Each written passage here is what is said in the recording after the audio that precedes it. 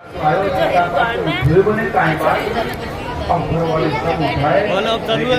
को ब्रह्मांड में चढ़ा करके रोक करके सो गया। घर वाले देखे कि ये तो मर गया। बाप क्या है, सीताराम सीताराम दादीराम सतराम करते हुए राधे राधे। ओ बाप जी बड़े ठीक समय पर आए। ये आज आपके आश्रम पर गया था और पता नहीं आश्रम से आने के बाद में सो रहा है। संत ने आकर के नारी देखी। संत ने कहा कि जीवित तो हो सकता है लेकिन एक काम करना पड़ेगा पहले। अरे बाप जी बताओ क्या काम करना। एक दूध का कटोरा लेकर के आओ। अब दूध का कटोरा लाए और बाबा जी भूजा मुझे यहीं करके और ऐसे करके उसमें फूंक मार करके और अपने दूल्हे की बहूत थी उसमें बहूत डाल दी दूध के कटोरे में। और अब पत्नी रो रही थी मेरा पति चला गया, बाप रो रहा था मेरा बेटा चला गया, भाई रो रहे मेरा भाई चला गया। अब सबसे पहले उसकी पत्नी से कहा कि जो इस दूध के कटोरों को पी जाएगा वो तो मर जाएगा और बेटा जीवित हो जाएगा। पत्नी से कहा तू बहुत रो रही थी ना इसके लिए कि मेरा पति चला गया, तू बड़ा प्रेम करती है इससे, तुम्हारा तुम इस दूध के कटोरों को पी जाओ मेरा पति जीवित हो जाएगा। वो पत्नी कहती है बाप जी अभी तो बहुत उम्र है, कोई दूसरों जार गया करूँगी ये तो मर गए जो मर गए एक बात है मैं क्यों मरूं। ये दरिया जी महाराज कहते हैं ये मात पिता सुत भ्राता सब स्वार्थ का है नाता, एक तारण किरण गुरुदाता जरा चार वेद गुण गाता जरा चार वेद। पत्नी ने मना कर दिया। अब माता पिता आप बड़े कहे थे ना मेरा बेटा मर गया मेरा बेटा मर गया, पी जाओ दूध के कटोरों को। अब तो उम्र भी पक गई तुम्हारी, तो अब तो वैसे भी जाना है, 3 बेटे 4 बेटे हो जाएंगे। तो पिताजी और माता जी कहने लगे कि 3 बेटे हैं ये तो मर गया, मेरे तो 3 बेटे सेवा करेंगे तो 3 बेटे करने के इसके पीछे हम क्यों मरे। माता पिता ने मना कर दिया। अब महाराज भाइयों से कहा कि आप बड़े रो रहे थे ना हमारा भाई चला गया दूध का कटोरा पी जाओ भाई जीवित हो जाएगा तुम मर जाओगे। तो भाई कहते बाबा जी 4 बेटे से 3 रहे जमीन ज्यादा पाती आएगी हम क्यों मरे इसके पीछे। भाई एक भी कोई जमीन ज्यादा पाती आएगी इसके पीछे हम क्यों मरे। सबने महाराज मना कर दिया। बाबा जी कहते हैं तो हम भी जाए। अब तो महाराज वो पत्नी भी बोलती है, माता पिता भी बोलते हैं, भाई भी बोलते हैं अरे बाप जी आप पी जाओगा तो आपको बढ़िया भंडारो कराऊंगा, बढ़िया जागरण कराऊंगा और खूब बढ़िया मार्बल मकराना की छतरी बनाऊंगा आपके।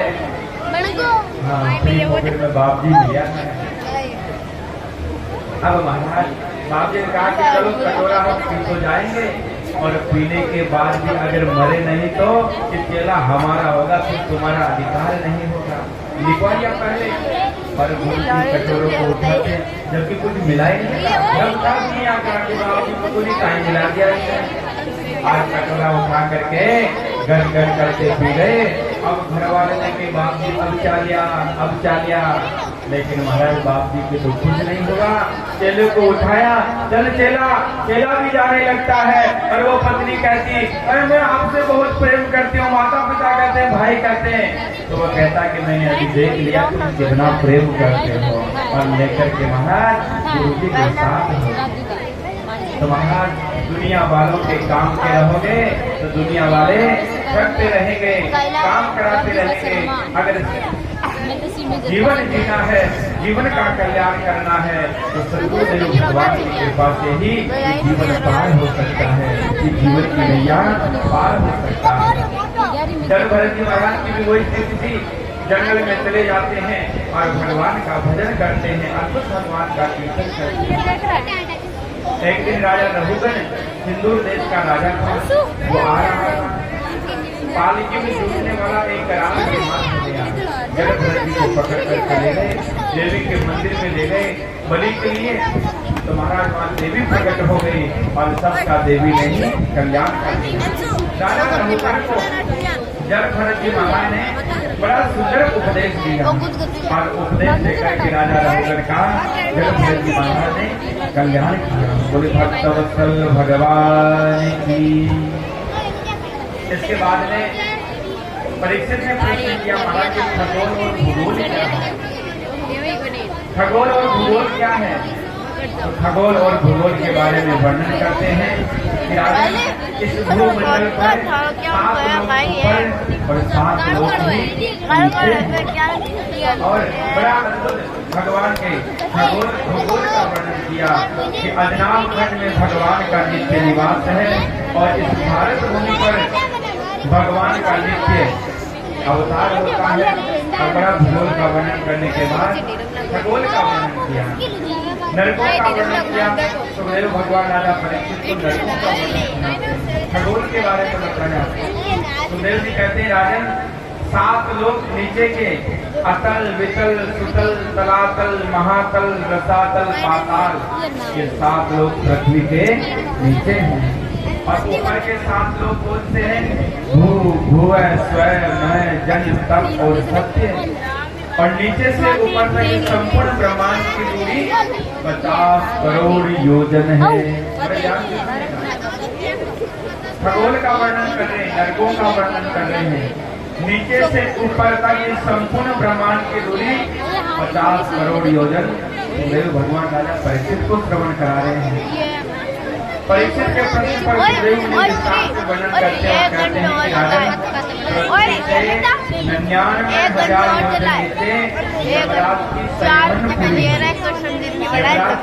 पृथ्वी से 99,000 योजन नीचे पृथ्वी से यमराज की संयमन पूरी है। और वहाँ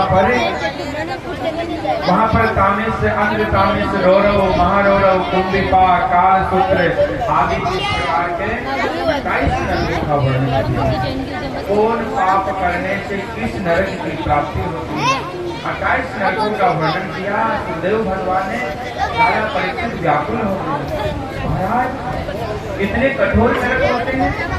और कहा, जो प्राणी पर संपदा का हरण करता है, जो प्राणी जीव पर संपदा का हरण करता है, पर स्त्री का हरण करता है, बच्चों का हरण कर लेता है, यमराज उसे तामेश्वर नामक नरक में ले जा करके डालते हैं, जहाँ की भूमि आग के समान तभी हो जाती है। जीव को वहाँ पर ले जा करके पटक दिया जाता है। वहाँ पर सूक्ष्म शरीर होता है, जीव कष्ट पाता है, तब उसको अपने पाप और पुण्य कर्मों की याद आती। तब वो पछताता कि मैं ऐसा कर्म नहीं करता तो आज ये गति मुझे प्राप्त नहीं। और फिर वर्णन किया कि जो जीवों को काट करके जीवों को बिना वजह से काट करके जीवों का मांस भक्षण करते हैं, उन्हें कुंभी नामक नरक में ले जा करके डाल दिया जाता है।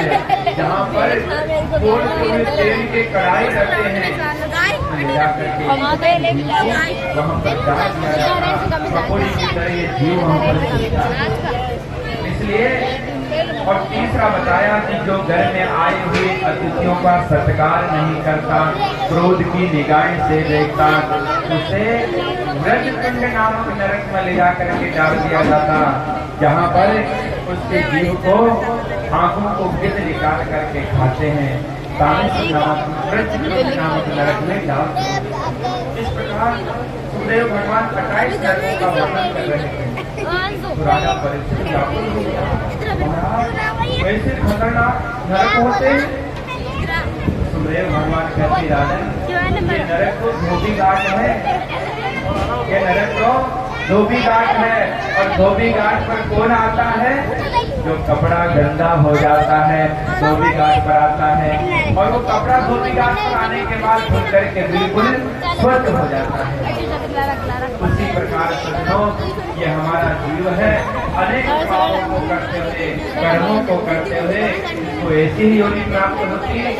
और नरक की यात्रा पा करके ये नरक की योनि प्राप्त करने के बाद ये वापस सही होता है, शुद्ध बुद्ध मुक्त होता है, फिर उसको योनि प्राप्त होती। ऐसे ये मनुष्य शरीर प्राप्त होता। अनेक योनियां भटकते भटकते शुकर बने, हाथी बने, घोड़ा बने, मच्छर बने, 84 लाख योनियों में भटकता हुआ जीव आता है। फिर नरकों को प्राप्त करता है, उसके बाद में सज्जनों ये मानव देह प्रदान होता है। और जितनी भी योनियां हैं वो सब कर्म योनि है, जो अपना कर्म किया है उसको भोग रहे हैं। और मनुष्य शरीर में जो आप कर्म करोगे उसी में पाप और पुण्य बनते हैं। आप बैल बन गए उसमें पाप पुण्य नहीं बनते। आप कुकर सुकर बन गए, वो आपको जो भोग मिले हैं, कर्म मिले हैं, वो कर्मों को भोग करके दोबारा वापस आपको शरीर प्राप्त होता है। इसलिए सज्जनों कम से कम ऐसा प्रयास हो कि हमें अच्छी योनि प्राप्त हो। उसके लिए भगवान का भजन, दया, परोपकार, संत सेवा, अतिथि सेवा, गौ माता की सेवा, दीन दुखियों की सेवा और भगवान का भजन ही इस भव सागर से पार हो सकता है। वरना महाराज इस भव सागर से कोई पार नहीं हो सकता है। ये भव सागर बड़ा कठिन है। कोई सच्चा सदगुरु मिले तो इस भव सागर से पार करा दे, नहीं तो महाराज इस भव सागर से पार नहीं हो सकते। बोले भक्त वत्सल भगवान की। इस प्रकार से सुखदेव भगवान ने नरकों का वर्णन कराया है। ध्रुव जी महाराज की कथा में हम प्रवेश करते हैं। बड़ी अद्भुत हमारी भी झांकी भी आएगी, सब भाव से बैठे हुए दर्शन करेंगे। बड़ी सुंदर पावन ध्रुव जी महाराज की कथा है। मनु महाराज से सबसे छोटे बैठे हुए उद्दान का के महाराज की रानी का नाम है सुनीति। क्या नाम है? सुनीति। जिसकी अच्छी नीति हो उसी का नाम है सुनीति। बड़ी अद्भुत ये कथा है। कोई बात नहीं करेगा, बात से बैठे नहीं, बात नहीं करेगा। बड़ी अद्भुत कथा है। जरूर से देखा लगाएंगे। बोले राम दयाल महाराज की।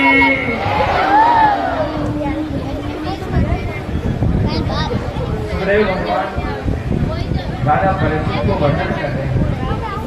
मनु महाराज के दो पुत्र हुए, प्रियवटिका जिनके ऋषभदेव जी महाराज ने, जड़भरत जी महाराज ने उनका वर्णन किया। और छोटे बेटे हुए उद्दान आपके सुनीति नाम की एक रानी है। एक दिन क्या होता, उद्दान पाठ राजा शिकार खेलने के लिए जंगल में गया और वहां पर दूसरे देश की एक कन्या से विवाह करके घर पर लेकर के आते हैं। नाम है उसका सुरुचि। और सुरुचि ने आकर के देखा कि यह सुनीति है, यहाँ पर ये कौन है? तो राजा ने कहा हमारी पहली वाली पत्नी है। तो सुरुचि ने कहा अगर ये घर पर रहेगी तो हम घर पर नहीं रहेंगे। राजा अधिक प्रेम होने के कारण उसको घर से बाहर निकाल देते हैं। और पुलिस सुनीति के जन्म के समय आने पर ध्रुव जी महाराज का प्राकट्य होता है। बोले ध्रुव जी महाराज अद्भुत। ध्रुव जी महाराज की पावन कथा है। बचपन में कैसे संस्कार है, बड़ी अद्भुत पावन कथा सुखदेव भगवान राजा परीक्षित को सुना रहे हैं। और सुखदेव भगवान सुना रहे हैं, परीक्षित जंगल पर बैठे सुखदेव भगवान कहते हैं परीक्षित, ध्रुव जी महाराज की माता सुनीति जहाँ पर संतों का सत्संग होता है, ध्रुव जी महाराज को लेकर के जाती है, संतों का सत्संग सुनती है और संत पर प्रसन्न होकर के उनको आशीर्वाद देते हैं। मेरा बेटा बहुत बड़ा बनेगा, भगवान का भक्त बनेगा और आगे जाकर के खूब नाम रोशन करेगा। इस प्रकार से वर्णन कर रहे हैं। एक दिन ध्रुव जी महाराज ने माँ सुनीति से पूछा, माँ मेरे पिताजी कौन है, मेरे पिताजी कौन है? कभी पिताजी का दर्शन नहीं करवाया? तो महाराज माँ सुनीति कहती है करवाऊंगी समय आने पर। एक दिन पता चला कि मेरे पिताजी राजा उद्दानपाल है। तो ध्रुव जी महाराज जाकर के एक दिन गोद में जाकर गोद में जाकर के देखे इधर से सुरुचि आई और सुरुचि ने आकर के हाथ पकड़ करके ध्रुव जी महाराज को उतार दिया। और कहा राजगद्दी पर बैठने का इतना ही शौक है तो पहले जाओ जंगल में भगवान का भजन करो। भगवान का भजन करने के बाद भगवान प्रसन्न हो जाए, उनसे वरदान मांगना और कहना कि मुझे सूरज जी की गर्भ से मुझे जन्म दो। अब यहाँ पर सूरज जी ने ध्रुव का ही अपमान नहीं किया, भगवान का भी अपमान किया। अरे अपने गर्भ को भगवान से बड़ा बताया। और महाराज रोते हुए माँ के पास आ गए। माँ के पास आए और माँ के पास आने के बाद ध्रुव जी महाराज माँ से रो रो करके पुकार करके कह रहे, माँ आप मेरी माँ नहीं है। माँ ने रोते हुए कहा, बेटा क्या हुआ, बात क्या हुई?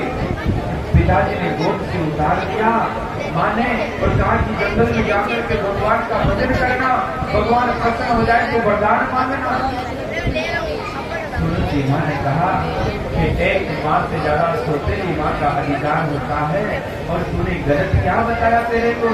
अरे उसने तो उस परमात्मा का, उस पिता का परिचय श्रवण कराया। इस परमात्मा का परिचय श्रवण करने के बाद, देखने के बाद अगर वो तुझे मिल गया तो तुझे कोई संसार की ताकत नहीं है। तुझे ऐसा परमात्मा राजगद्दी प्रदान करेंगे कि बस तेरी चारों तरफ जय काम। ध्रुव जी महाराज एक एक बात को सुन रहे हैं। अब ध्रुव जी महाराज ने कहा कि वो कहाँ मिलेगा भगवान? तू मुझे रोज कहता था ना पिताजी कहाँ है, पिताजी कहाँ है। उस माँ ने आज परम पिता परमात्मा का परिचय दिया है।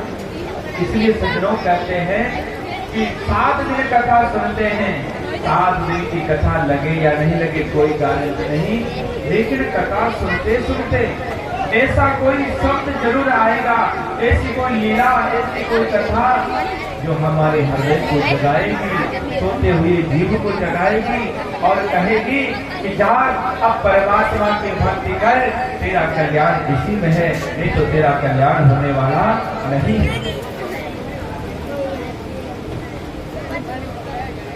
तेरा कल्याण होने वाला नहीं। ध्रुव जी महाराज ने कहा, माँ वो परमात्मा कहाँ मिलेगा?